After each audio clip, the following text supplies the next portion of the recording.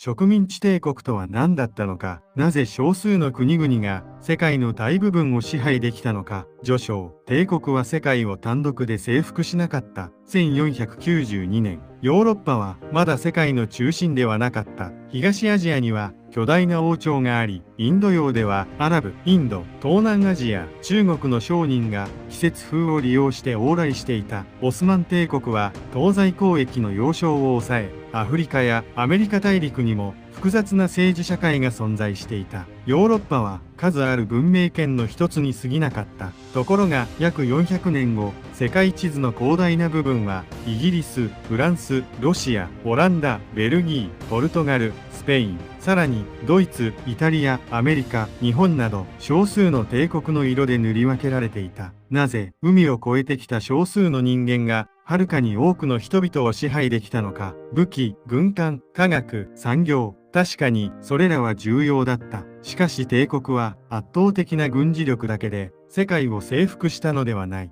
ある土地では持ち込まれた疫病が社会を崩壊させた。ある土地では外国勢力が現地の王や商人と結び、別の現地勢力を倒した。ある地域では一つの会社が軍隊を持ち、税を取り、条約を結び、国家のように統治した。そして多くの植民地では支配する外国人よりもその支配を実際に動かす現地の兵士や役人の方が多かった。帝国は世界の一部を利用して別の一部を支配したのである。土地を奪う、人間を運ぶ、税を取る、境界線を引く、人々を民族や人種へ分類する、言語と教育を変え、その支配を文明や進歩という言葉で正当化する。植民地帝国とは単なる領土拡大ではない。人間、資源、文化、経済、国家の形を地球規模で組み替えた支配システムだった。やがて帝国の旗は下ろされた。だが国境は残った。言語も法律も鉄道も港も経済格差も民族間の亀裂も残った。植民地帝国は本当に滅びたのか？それとも国旗と総督の姿が消えただけなのか？これは大航海時代から奴隷貿易、会社統治、産業革命、アジアとアフリカの支配、世界大戦、独立、そして現代までをたどるもう一つの世界史である。第一章、植民地、帝国、帝国主義。植民地帝国の歴史を考えるには3つの言葉を分けなければならない。帝国とは一つの政治的中心が異なる民族や地域を広く支配する体制である。その歴史は近代ヨーロッパより古い。ローマ帝国、モンゴル帝国、オスマン帝国、清朝、ムガル帝国など征服と支配によって拡大した国家は数多く存在した。帝国主義とは軍事、政治、経済の力によって他国や他地域への支配を広げようとする政策や思想である。土地を正式に植民地にしなくてもよい。港を抑え、条約を強制し、関税や司法権を制限するだけでも帝国的な支配は成立する。植民地主義とは外部の権力が別の土地と人々を支配し、その重要な決定を現地住民ではなく本国の利益に従って行う仕組みである。ただし植民地は一つの形ではなかった。現地の大人口を少数の外国人が統治する支配。本国から入植者が移住し先住民の土地を奪う入植植民地。現地の王や首長を残して利用する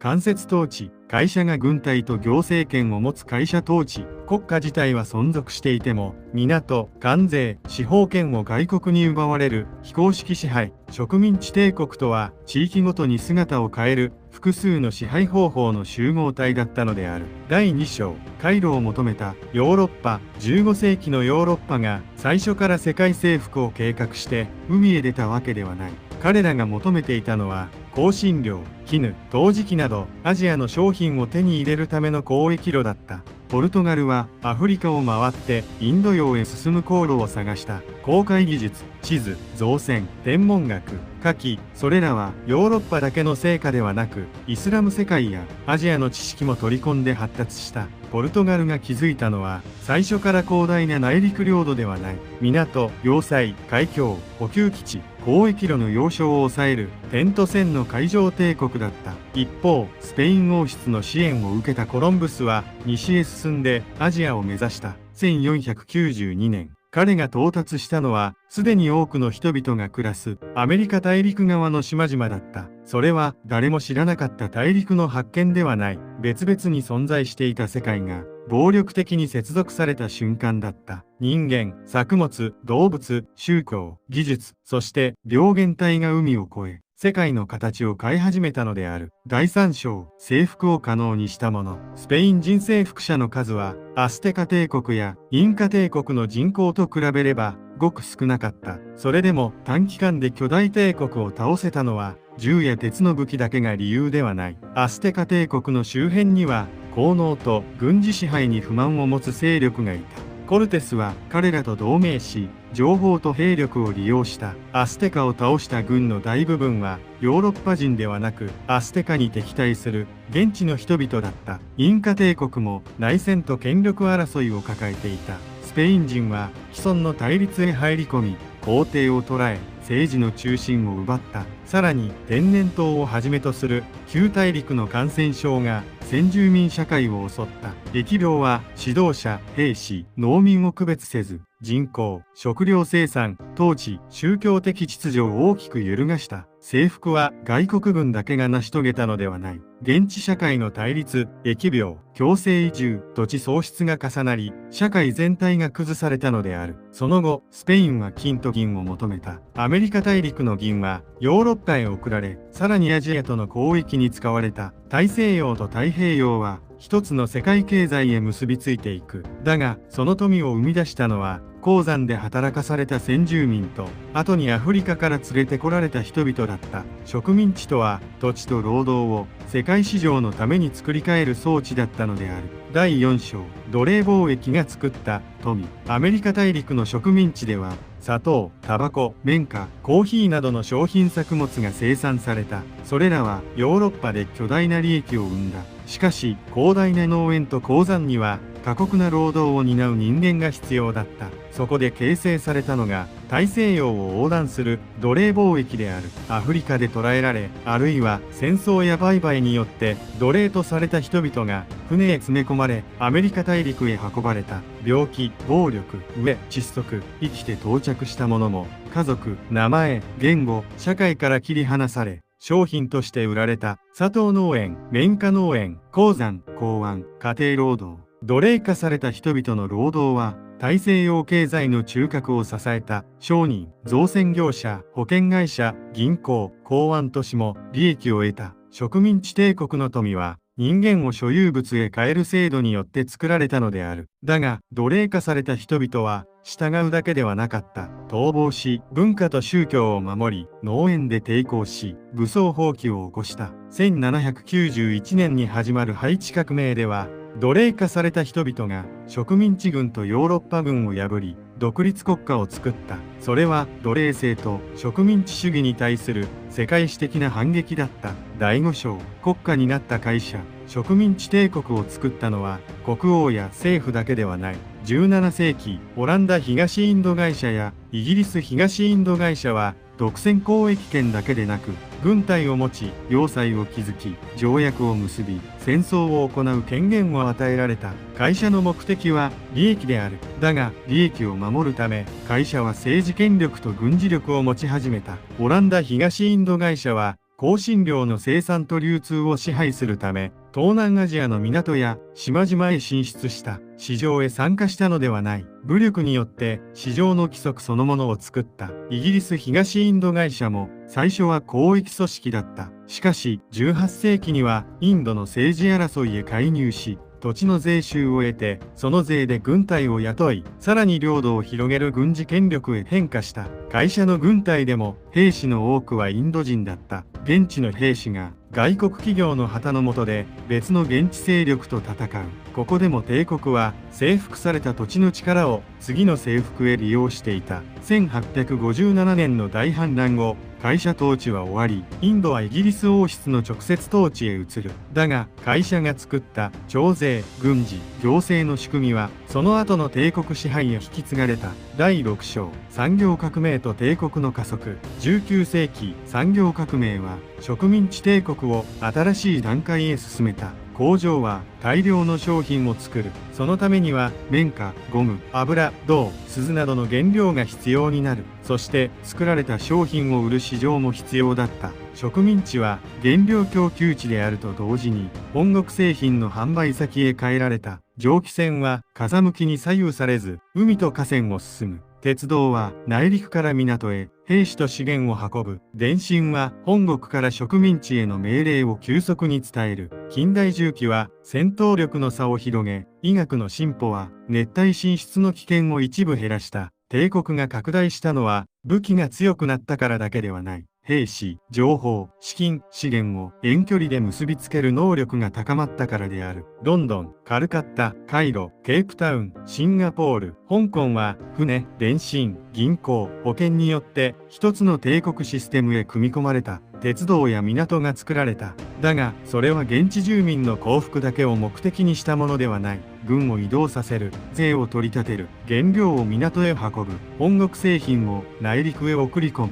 近代化と支配は同時に進んだのである。第7章、植民地にせず支配する。帝国は全ての土地を正式な植民地にする必要はなかった。19世紀の清はインドのように一国の直接植民地にはならなかった。しかしアヘン戦争の結果、港を開き賠償金を払い、香港を割譲し、外国人へ特別な権利を認める条約を受け入れた。その後も列強は租界、治外法権、通商権、勢力権を拡大した。国家が形式上存続していても、港、関税、司法、金融を外国に制限されれば、主権は大きく損なわれる。これは非公式帝国と呼ばれる。エジプトでもスエズ運河と債務を通じてイギリスの介入が強まった。帝国は地図の色だけでは測れない。港、運河、銀行、債務、条約、世界の急所を握ることで領土以上の支配力を得ることができたのである。第8章、アフリカ分割と統治の技術。19世紀末、列強はアフリカ内陸部の領土獲得へ乗り出した。ベルリン会議ではヨーロッパ諸国がアフリカでの交易と領有の原則を協議した。そこに土地の将来を決めるアフリカの人々はいなかった。しかし会議室で線を引いただけで翌日から支配できたわけではない。実際の征服には長い戦争、交渉、同盟、抵抗が必要だった。アフリカは空白地帯ではない。国家、軍隊、交易網、政治秩序を持つ社会が存在していた。植民地支配の暴力を象徴するのがコンゴ自由国である。NATOは反対に、そこはベルギー国王レオポルド2世の個人的支配地となり、ゴムや象牙の採取が強制された。割り当てを満たせない村への暴力、人質、処罰、強制労働。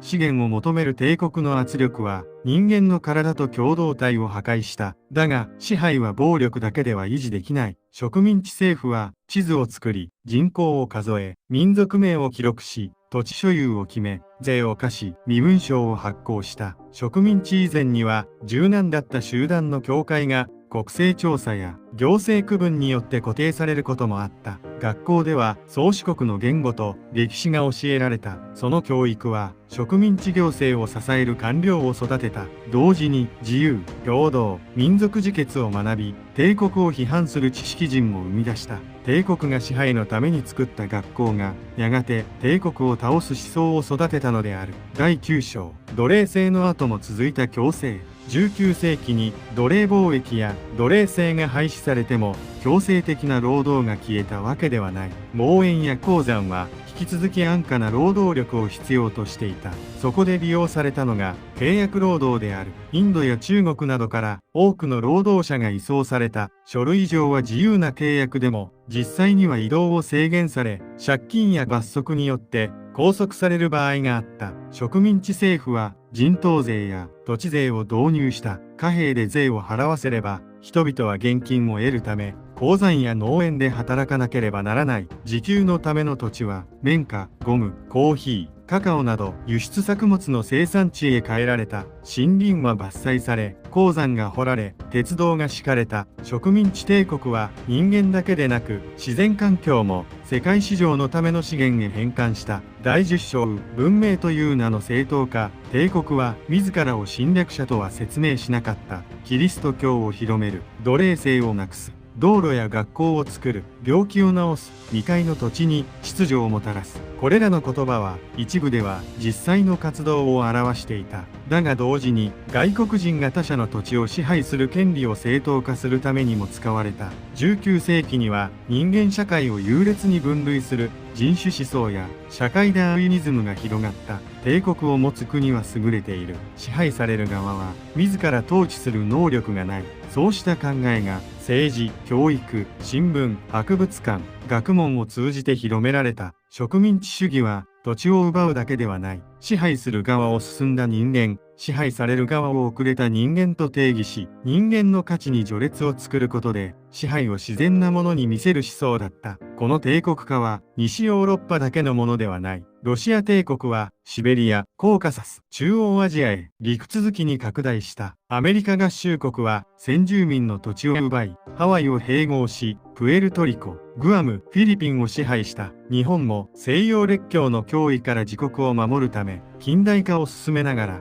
台湾、朝鮮、南樺太、関東州、南洋群島、満州国へ支配を拡大した。西洋帝国主義への抵抗と、自らによる帝国支配、その2つが同時に存在したことこそ、日本帝国の根本的な矛盾だった。第11章、抵抗、世界大戦、独立、植民地支配を受けた人々は、常に一つの方法で抵抗したわけではない。武装蜂起、交渉、新聞、労働組合、学校、宗主国の議会への訴え、民族の言語と歴史の研究。ある者は帝国軍へ入り、ある者は官僚となり、ある者は制度の内側から地位を得ようとした。強力に見える行動も、家族を守るため、生き残るため、将来の力を蓄えるための選択である場合があった。1914年に始まる第一次世界大戦では、帝国各地から兵士、労働者、資源が動員された。ヨーロッパの戦争が世界大戦となったのは、列強が世界規模の植民地帝国を持っていたからでもある。戦後、敗れた帝国の領土は再分配された。だが、多くは独立せず、委任統治という新しい名前で支配が続いた。第二次世界大戦でも、植民地は兵士、食料、資源を提供した。宗主国は自由と民主主義を守るために戦うと語った。しかし、植民地の人々は問う。自由のために戦うなら、なぜ自分たちは自由ではないのか。帝国が掲げた理念が帝国自身を追い詰め始めた。第二次世界大戦後、植民地帝国は急速に崩れる。インドは独立したが、インドとパキスタンへの分離と大規模な暴力を伴った。インドネシア、ベトナム、アルジェリアでは独立をめぐる戦争が起きた。独立は宗主国が善意で与えた贈り物ではない。交渉、不服従、国際世論、武装闘争、多くの犠牲によって獲得された。1955年のバンドン会議では、アジアやアフリカ諸国が植民地主義、人種差別、大国支配へ反対し、主権と平等を訴えた。帝国の地図は崩れた。だが、新しい国家は、植民地時代に引かれた国境と作られた経済を引き継がなければならなかった。終章、帝国が作った世界。独立は植民地支配の終了を意味した。だが、その影響が消えることを意味しなかった。現地の民族、言語、交易、移動の歴史を十分に考えずに引かれた国境。一つの民族が複数の国へ分断され、異なる政治社会が一つの国家へまとめられた地域、特定の集団だけが官僚や軍人として優遇された社会、それらは独立後の政治対立へつながることがあった。経済も残った。一つか二つの鉱物や輸出作物へ依存する国、原料を輸出し、工業製品を輸入する国、国内の都市ではなく、鉱山と港だけを結ぶ鉄道。独立しても、世界経済の中で植民地時代と似た役割を求められる国は少なくなかった。一方、植民地時代の言語、法律、学校、行政、鉄道、港は独立後の国家運営にも利用された。帝国の遺産は全てが同じ意味を持つわけではない。支配の記憶でありながら、現在の社会を動かす道具でもある。さらに帝国は人々を世界中へ移動させた。奴隷、契約労働者、兵士、商人、入植者、官僚。独立後には旧植民地から旧宗主国への移住が進んだ。ロンドン、パリ、アムステルダム、リスボンなどが多文化都市となった背景にも帝国の歴史がある。植民地帝国は軍艦と兵士だけで作られたのではない。商社、銀行、保険、鉄道、電信、学校、教会、地図、国勢調査、現地の王、兵士、官僚。帝国とはそれら全てを一つにつないだ支配の仕組みだった。そして支配された人々もただ命令を受け入れたのではない。戦った、逃げた、交渉した、学んだ、生き残った。帝国の言葉と制度を使いながら帝国を批判し独立を勝ち取った。植民地帝国は崩壊した。国旗は下ろされ総督は去った。しかし国境は残った。言語は残った。貿易路は残った。土地制度と経済格差も残った。植民地帝国は過去の世界地図を塗り分けた国家の物語ではない。なぜ現在の世界がこの国境、この言語、この経済、この格差を持つようになったのか。その起源を作った歴史である。帝国は消えた。だが帝国が作った世界の中で私たちは今も生きているのである。チャンネル登録、高評価お願いします。